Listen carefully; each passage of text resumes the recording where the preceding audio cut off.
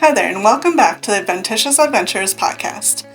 As always, if you're liking the story, make sure to like and follow for updates of when episodes air. And always, feel free to share with friends. I would love if more people were able to experience the story and the characters involved, and that would mean a lot. You can also find these episodes on YouTube. The channel's the same name. Also, our original written episodes can be found on WordPress.com, and the name is the same as well. When we last met, the party had found out that select members of the Temple of Bright Light were being offered the honor of being selected for the next temple. Using their wits to gain some information and a kind of invitation, the party finds this temple to be some kind of a dungeon. Deciding to risk their own safety, they followed the members inside, encountering goblins. But what else does this supposed temple truly have to offer?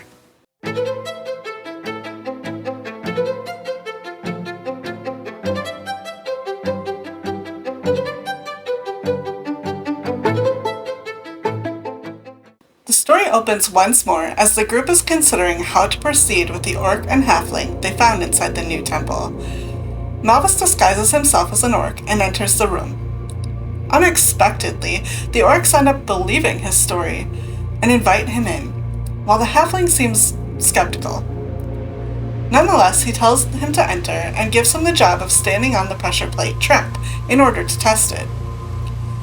Malvis does as he asks, staying in character, but Mitram, who is still looking in through the crack in the door, readies himself and the others in case something goes horribly wrong.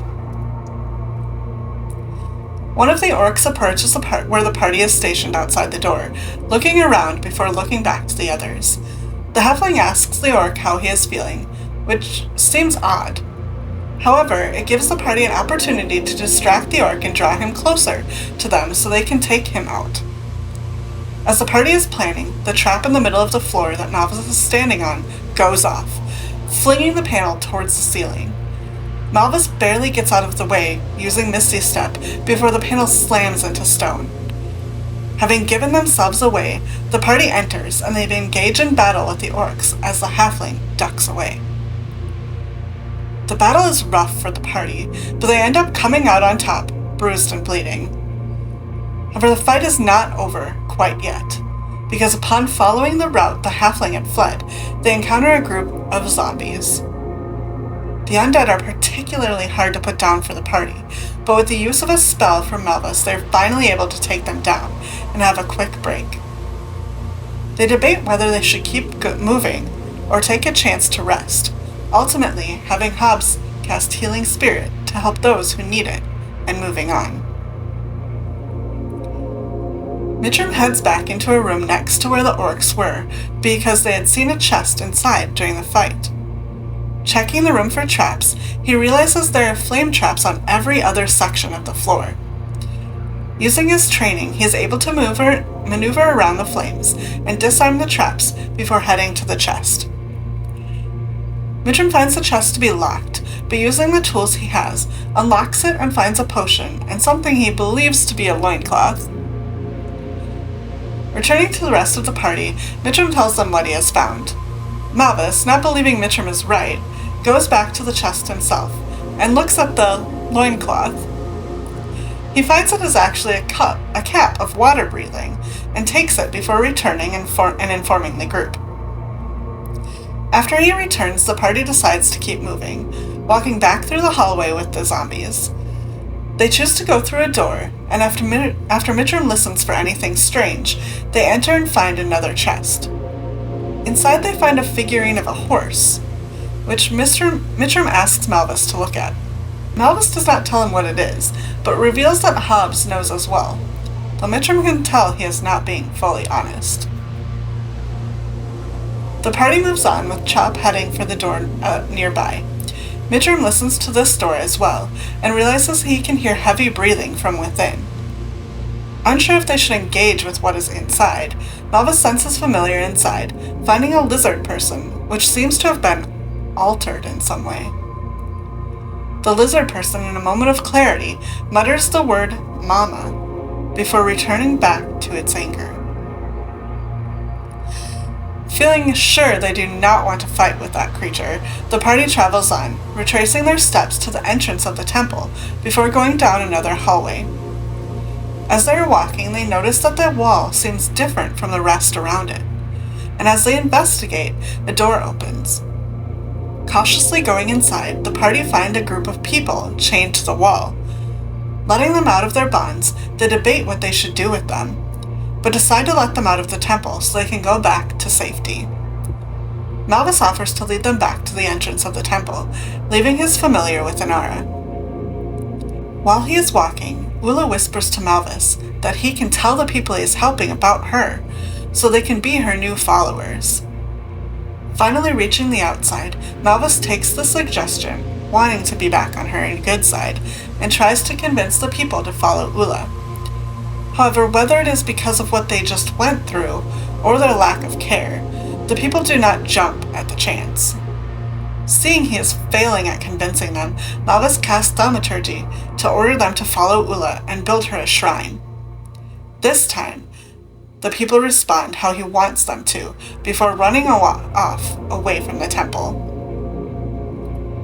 His job now finished, Malvis returns to the party, who have decided to proceed down yet another hallway. They come to a door, which Mitram listens to and checks for any traps. Not hearing anything concerning, the party opens the door, coming face to face with two slime globs on the floor looking as if they are guarding a treasure chest. The group decides to fight the creatures in order to get to the chest that is sitting in the back of the room. Since the slimes are in the room, it makes combat initially hard, but eventually they make it close enough for the group to attack. Once the creatures are within range, Chop attacks, slicing into one of them. However, it has an unseen effect. The creature splits into two. Now facing more enemies, the group fights on. Malvis casts Eldritch Blast at one of the halves, causing it to turn black and die. Mitram decides to throw a barrel of black powder that had been in the hallway on one of the creatures, which covers it. The battle rages on, and after a while Chop is down. Malvis decides to try a different tactic and attempts to talk to the creature. It does not seem to understand and speaks in a language none of the group understands themselves before climbing the wall over where Hobbs is standing. Finally, the slime creatures are all defeated, with Hobbs just barely getting out of the way as the one above him drips down.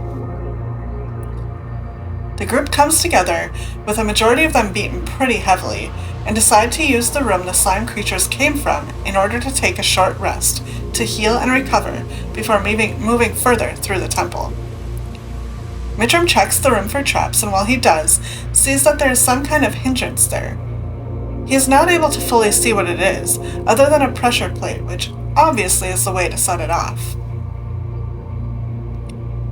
After some discussion, the group decides to set the trap off from a distance, making them then able to enter the room and continue their plan of resting.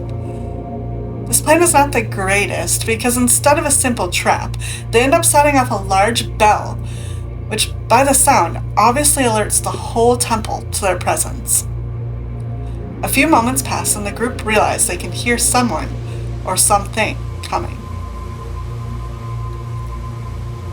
Deciding they must be on the ready instead of resting, the group plans what they should do. Mitram realizes one of the barrels that held the black powder is in the room, so they plan on rolling it out into the hall and using it to keep whatever is coming away. Just as they set up the trap, the lizardman that they had found in another room enters the hall. They throw a torch onto the barrel, blowing it up, sending flames throughout the hallway.